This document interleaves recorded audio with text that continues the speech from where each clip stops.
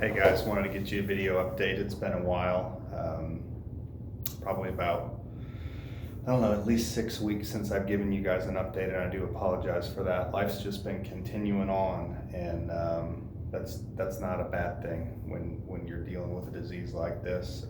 But it's just kind of amazing how quick time goes.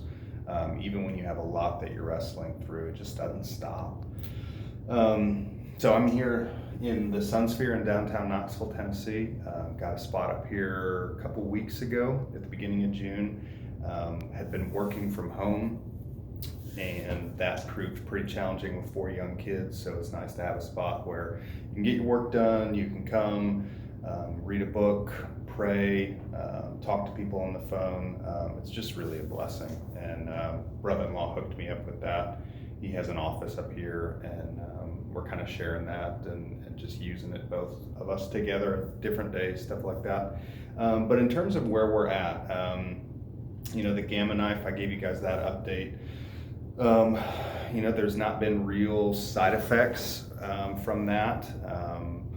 And it's possible that some could still pop up here in the next couple of weeks, maybe out to another month from now, but is not hugely likely. I will show you this. I got a bald spot. See this? Isn't that cool? And then I got this kind of edgy haircut to cover it up a little bit. But there was one tumor in my brain that was on the very edge of my brain, right underneath the skull, and the 7 other ones were deeper into my brain. So when they fired the Gamma Knife in there, the 7 that were interior of my brain didn't touch the hair follicles at all. It's fine. But that one spot was right underneath the skull, and so I lost my hair there. Not a big deal. They said it'll be about 2 to 3 months, and then there'll be some peach fuzz that starts growing back. But where are we? So Gamma Knife, we did get enrolled on that trial. I know I had asked you guys to be praying for that. There was a ton of red tape and hurdles to jump through to make that happen. But we passed every single one of them. The Lord was kind, and I am on that trial. So what that looks like is I've had 2 infusions so far. They're 3 weeks apart, and I'm due up for my 3rd infusion next week. I was given a spot on a Cohort 3B. Cohort 3B doesn't give you the full dose immediately. They stair step you up. Cohort 3A, for those that are math-minded like me, Cohort 3A is 5.6 milligrams per kilo of body mass. Cohort 3B gets to 6.4 milligrams per kilo of body mass, but they do it in a 3-2, 4-8, 6-4. So I've had this low dose, I've had this dose, and I have yet to have this dose. That's the one that would be coming up next week. I was not able to do my fasting. I try to fast 3 days before chemo. I wasn't able to do that for the first one because my platelets were low enough, and they had to be a certain number in order for me to get enrolled, and I couldn't mess around with running the risk that my platelets would be low. So I didn't fast going into the first round, and I did have some side effects even on the very low dose. I was able to fast for round 2, and I had no side effects, none. Kept waiting to see if they would develop, and they didn't. So that was a mercy. How can you be praying for next week? 1, I feel great right now. I feel strong, I feel healthy, active, getting out with the kids. We went to the beach here probably about 6 weeks ago. We did a camping trip here maybe a week and a half ago. It's just been good. We go into the pool with the family.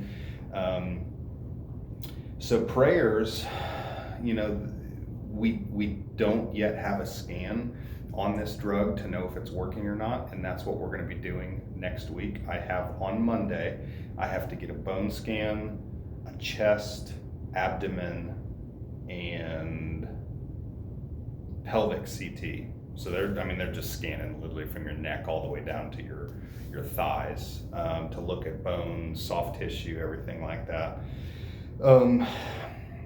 So one prayer for that, and something that's been concerning me and my wife is the end point of this trial is progression-free survival, PFS. And you only continue on trial as long as you're progression-free. So as soon as you see progression, you're out. So this is just kind of how it works, but there is a possibility, you go get your scan on Monday, and there's good reason to believe and hope that it could be a good scan, that, maybe this disease is smaller than it was, when we had a scan 6 weeks ago. But if it's bigger, if it's significantly bigger, then there's a very real possibility they put you in a room on Tuesday morning when you think you're going to get an infusion, and then they walk in there and shut the door and awkwardly tell you that you're not getting the infusion because you're already seeing progression. That's a possibility. We have to be open to that. We don't need to be fearful of it. We don't need to lose sleep over it. Ultimately, this is in the hands of our God, and my dad mentioned this to me earlier this morning, and I think this is a really good way to think about it. I'm gonna get a good scan, right? It's either gonna be a hard and good scan, meaning there's more prayers and wisdom that's necessary, and it's gonna take some good perseverance to walk through whatever comes next, depending on the scan, or it's gonna be a good and easy scan, meaning it's going away a little bit and you're just continuing on the course. But it's good either way. And why is it good? It's good because I will get the scan on Monday that God in his wisdom has seen fit is the best scan for me right now. And you know what? I think it gets dangerous when we try to, in our mortal minds, figure out what that actually means, and oftentimes we're never going to figure that out. But I believe strongly that the scan on Monday is going to be good, and it will be good because it's the scan that God has ordained, and we pray that it would be an easy and good scan. There's that, and then, not like there's a lot of time, but quickly jumping back over to Knoxville 2 days later, I'll have a brain MRI. Same deal. They're going to scan my brain, one, to see how those 8 spots are healing, whether they're going away, whether there's some inflammation.